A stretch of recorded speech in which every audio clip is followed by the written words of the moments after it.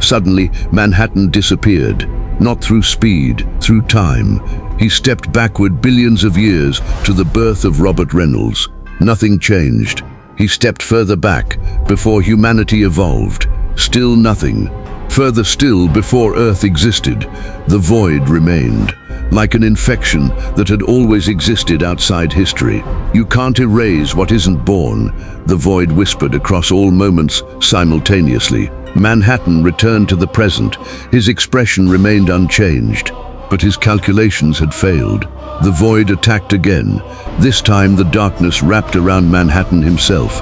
Every molecule of his body unraveled. Blue light scattered into infinity. Entire universes watched as Dr. Manhattan ceased to exist.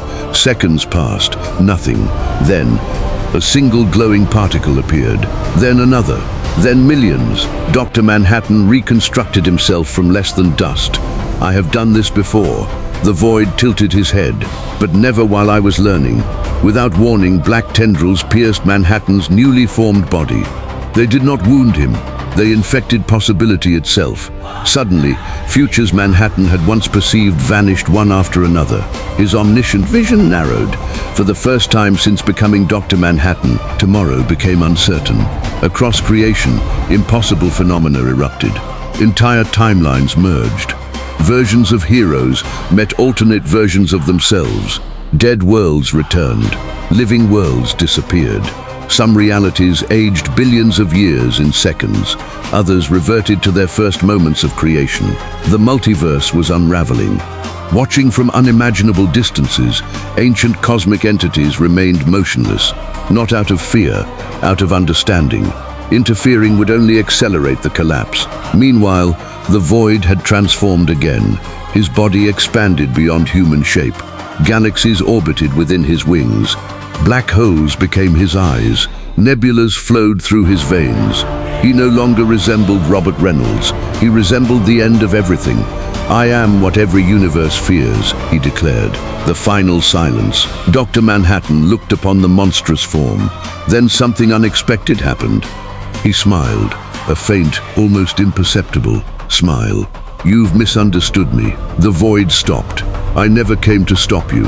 I came to understand you. Blue energy exploded outward, not as a weapon, as knowledge. Every memory Robert Reynolds had buried flooded through the void.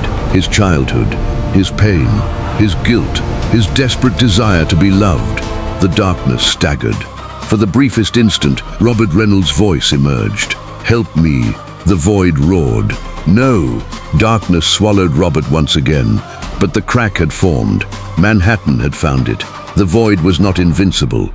He was imprisoned by the very soul he believed he had erased. Yet Manhattan also realized a terrible truth. Freeing Robert would not end the void. Destroying the void would not save Robert. They had become inseparable. The only path forward required something neither of them had yet attempted. The complete rewriting of a living concept. Before either could act, the battlefield itself fractured. Not space, not time, reality. A colossal crack stretched across existence, exposing an endless white expanse beyond every universe. The foundation of creation had begun to break. If the fracture widened, every timeline, every dimension, every possibility would collapse into a single point of absolute nothingness. The void spread his wings one final time. Dr. Manhattan floated silently before him. Neither spoke, neither moved, both understood. The next exchange would not merely decide a winner, it would decide whether existence itself deserved another moment. Beyond the fracture, there was no darkness, there was no light, there was no time, there was only possibility. The endless white expanse stretched beyond every universe that had ever existed, where the laws of creation had yet to be written. It was a place untouched by entropy, untouched by hope, untouched even by memory. Every reality hung at its edge like fragile glass, waiting to either be reborn or erased forever. Dr. Manhattan and the void stood before one another in complete silence. Neither attacked. Both understood that the next act would not merely destroy worlds, it would decide whether existence itself could continue. The void broke the silence. You still believe reality deserves another chance? Dr. Manhattan looked into the infinite darkness. I believe reality chooses itself. The void laughed, and the sound echoed through every timeline at once. You still speak of choice.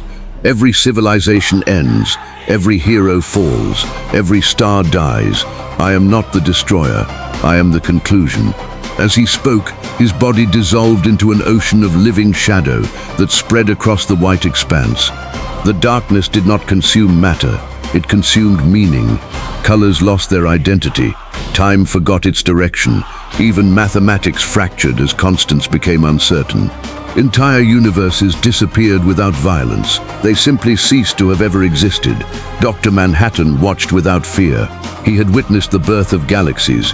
He had witnessed the death of universes, but never had he witnessed existence itself being rewritten by despair. He extended both hands. Blue quantum light spread through the void between realities. Every atom, every particle, every strand of energy that still remained answered his call. Broken universes began reconstructing themselves. Lost timelines returned. Stars reignited across countless dimensions. Creation and annihilation collided. The multiverse trembled. The void struck first. A wave of absolute entropy surged toward Manhattan, erasing everything it touched.